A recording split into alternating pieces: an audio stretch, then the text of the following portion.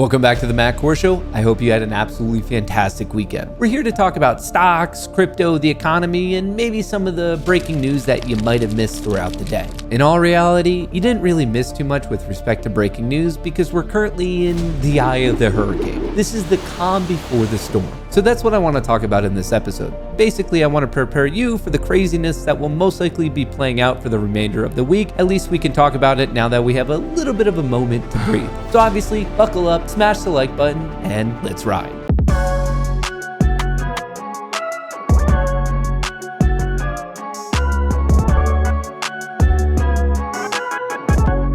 Now I know, just seconds ago I told you that there really wasn't any breaking news that you missed, but I did find one little interesting thing that I would be willing to wager didn't come across your radar. Missing woman survives on lollipops and wine for 5 days stranded in Australian bushland. Obviously, I'm happy that the missing woman was found and she survived, but I don't understand why the author is bragging about her diet. That's literally been my exact diet for the past 4 years now, and there's no articles being written about that. You know, whatever. I don't want to talk about it anymore. I'm just gonna get angry. What we should be talking about is the infinite money glitch that @SomeGuyMark was kind enough to share with the rest of the world. This is some Warren Buffett level genius. Here's the secret to passive income, and this is something the banks don't want you to know.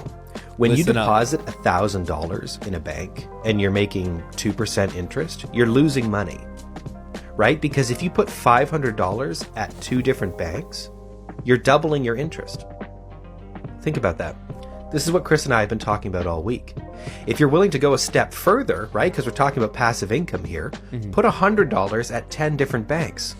You're making 20%. No one bank is going to give you 20%, right? And this is usually where I lose people because they're not willing to do the work up front. But imagine if you put $1 in 1,000 different banks, the kind of returns you'd be getting. Wow. Here's the secret to passive income. Absolutely genius. You know, there's certain times in your life when you run into other people that their intellect is so daunting, it's scary, and I honestly just feel honored to be able to share one of those with all of you. This is amazing. Speaking of banks and the geniuses who run them, unless you've been living under a rock, you know that we're literally in the middle of a regional banking crisis, and I want to talk about that in this video, but there are other high-level things that are coming down the pipeline this week that very quickly I just think you should know about. Hello, inflation. On Wednesday of this week, we will be getting the CPI report, aka the Consumer Price Index, and then on Thursday, we will be getting the PPI report, aka the Producer Price Index. Also on Thursday, we will be getting the jobless claims data, and then this will be followed on Friday with the Consumer Sentiment Data report. You should also know throughout the week, there's going to be a handful of different Fed members speaking, and we're also in the last major week of this earnings season. After market close today, Monday, I will personally be paying attention to PayPal, Palantir, Devon, and Lucid. Tuesday, I'll be paying attention to Airbnb, Rivian, Oxy, and then on Wednesday, I'll be looking at Roblox, Walt Disney, and also I want to check out what's going on with Robinhood. And then really the last hoorah of this earnings season will come on Thursday, where you could pay attention to the names of JD, Fiverr, and maybe even a little Krispy Kreme donut. As we head into these inflation reports, earning announcements, and also the various Fed speeches, I want you to know how things currently stand before all of that chaos. And what I really mean by that is the fact that we have about an 87% chance in mid-June, the next FOMC meeting, of no change in the Fed fund rate. I want to get that up there now just so we have something to reference in the future after we get all that information, just to see how things change or really don't change. So are there a lot of market events, announcements, and reports being dropped this week that could prompt a lot of uncomfortable volatility? Yeah, without a doubt. But don't you forget, on a moment's notice, we might have another bank blow up.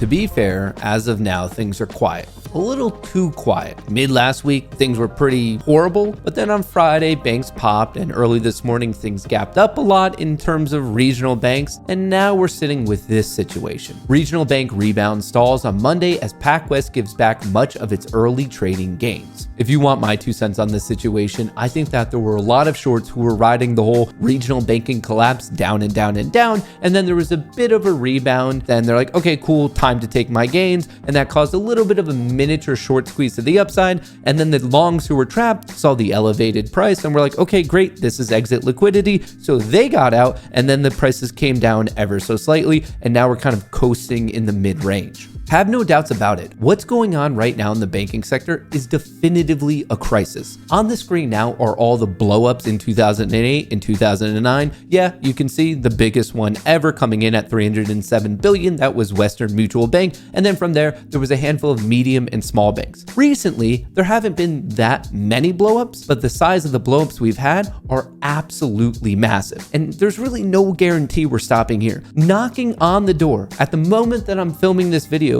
is PacWest and then also potentially Western Alliance. In my opinion, this isn't a technical play. This isn't a fundamental play. If anything, I think it's best described as a crowd psychology play. And here's what I mean by that. A lot of these small and medium-sized banks, their clients are paying attention to what's going on in the stock market. They might hear of it, so they decide to Google it, bring up the stock price, and they realize that it's going down and down and down, and they get worried. And they think to themselves, why would I take on this risk? Is the government going to step in if the bank goes kaput? Where's my deposit going to go? Is my money safe? So instead of taking on that risk, they decide to go to the bank, take their money out, and put it in a larger bank. And then all of a sudden, we have a self-fulfilling prophecy. The stock went down, it scared people, so they took their money out. And then we all know that there's reports of the exodus of deposits. So then there's legitimate reason for the stock to go down. So it goes further, and then more people take their money out. And you can see it becomes a vicious cycle that really drives the stock down and down and down. So at this point, it's very fair to ask, is there anything going on that will stop this negative feedback loop? In my opinion, no. Now, obviously, you're entitled to your own thoughts, your own opinions, and I highly recommend you all do your own research, but I think our government is pretty busy with other things, such as the debt limit, which we'll be talking about in a second. But right now, I don't think anything is really going on that's going to stop this hemorrhaging. Obviously, I could be completely wrong, but I truly believe that there is more pain to be had. I think there's more things that have to go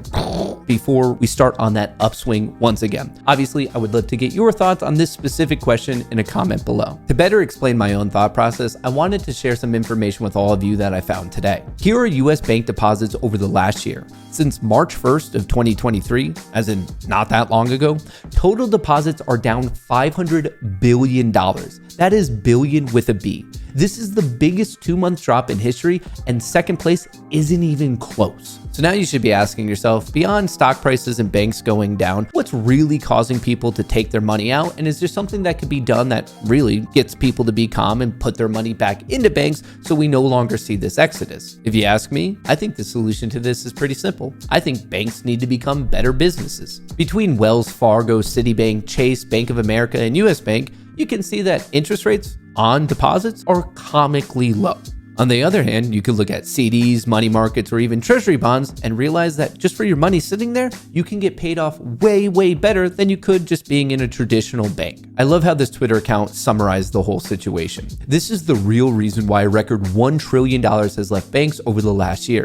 The era of free money for large US banks is coming to an end. They must raise interest paid on deposits or capital will continue to leak. So as I alluded to before, I think they just need to be a better business, as in treat their clients a little bit more appropriately. JP Morgan currently has $2.4 trillion in deposits in the US. For the entire year of 2022, JP Morgan paid $10 billion in interest on these deposits, or 0.4%, as in 0.4%. Meanwhile, Apple's new savings account will pay 4.2% in interest to depositors. If JP Morgan were to raise their interest rate paid on deposits to 4.2%, their interest expense would rise to $100 billion per year. Most accounts at JP Morgan and other large banks are paying just 0.01% in interest. How are these banks getting away with this? Well, they got away with it for so long because historically there wasn't much competition, and the competition that did exist wasn't well marketed. Your average depositor didn't know that there were other better financial alternatives. But now we're in the situation that the difference is so stark and people are getting so worried that they're starting to look around, and yes, there are better alternatives. Now, obviously, I have no crystal ball, I can't tell the future, but I do believe that this entire crisis will permanently end up reshaping the banking sector, and specifically the regional banking sector. On one hand, we have a negative. The bigger banks are absorbing the smaller banks, which means we have less banks, less competition, and we're getting closer to an oligopoly. On the other hand, I would argue we have a positive. I think people are waking up to realize how they're being treated and kind of the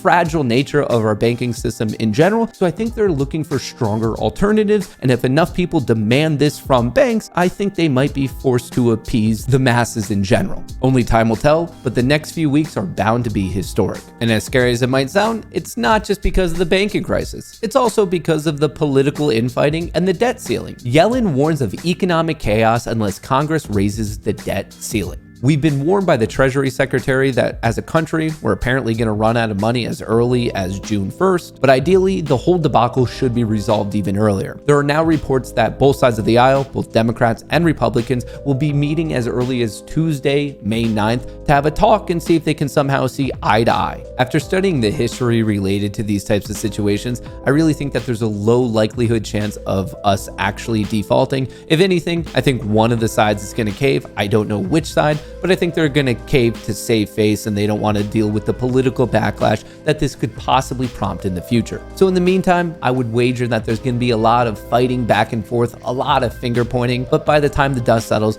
I do believe that one side's going to cave and we're not going to end up defaulting. I would put the odds of that situation to be relatively pretty low. Very quickly, while we're on the note of politics, an interesting poll just came out related to both Biden and Trump. Biden trails Trump as his approval rating hits low in a new ABC poll.